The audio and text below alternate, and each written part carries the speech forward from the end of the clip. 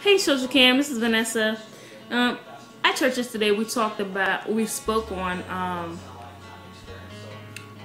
the power, the choices that we make in life, that we make the choices that we make, and we spent a little time in Deuteronomy and talked about how God's promises remain and how God sets up things in order. If we obey Him, He blesses us. And if we don't obey Him, there's other consequences. Okay? So I'm actually going to read verses 10 through 14. I kind of got touched by some of the things that we're speaking on at church, so I kind of looked at the Bible and reread some things, and so I like to share. All right, 10 reads, "If thou shalt hearken unto the voice of the Lord thy God, and keep His commandment and His statutes, which are written in this book of the law," which is the Bible, "and if thou turn unto the Lord thy God with all thine heart and all thy soul." So he's talking about how He already knows that we're not doing His will. So he's saying, harden your heart, turn from your ways, and go back to the Lord.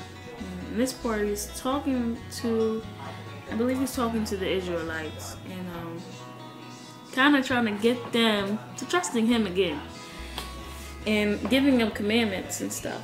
And it says, "For this commandment which I command thee this day is not hidden from thee." He's saying this commandment you don't got to work hard for. "Neither is it far off.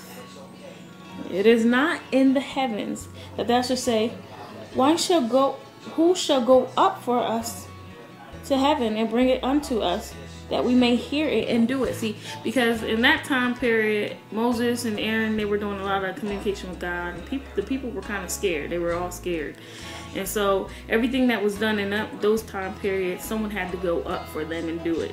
Even well until the time that Jesus came, they were still doing it that way, the priests and stuff like that. You had to be truly, truly holy to be able to even get to God. But God is saying, look, I'm telling you now that you don't have to have someone go up to heaven and say, tell us what to do and we'll do it. And then he says in verse 13, "Neither is it beyond the sea, that thou shalt say, who shall go over the sea for us and bring it unto us, that we may hear it and do it." So he's saying, look, I'm not making you even travel for this. You're not going to have to travel. "But," which is number 14, in verse number 14, "but the word is very nigh." And see, all this time he's been talking about the word of God. He's been talking about what He wants His people to do. He's saying, but the word is very nigh, which means close, which means near, which means beside.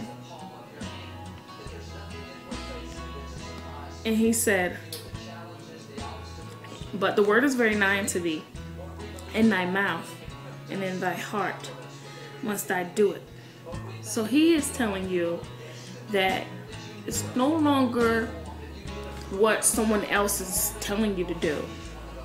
It's no longer people being sent to give you instructions. But he's saying the word is so close. It's here. It's now. He's saying that you can actually touch it.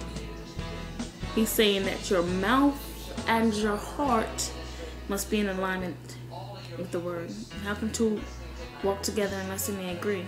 See, because if your heart isn't right, then what comes out of your mouth is coming out of your heart, so then your mouth isn't right.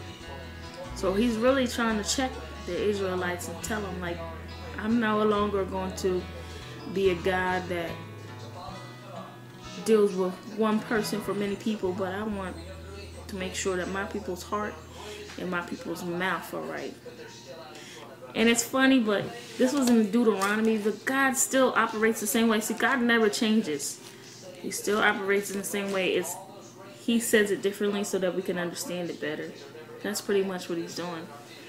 So I just want to encourage you to evaluate what comes out of your mouth, because what comes out of your mouth is coming out of your heart. So check your mouth, and whatever comes out of your mouth is coming out your heart. Okay? This is Lady Sage, and I'm going to study now for school.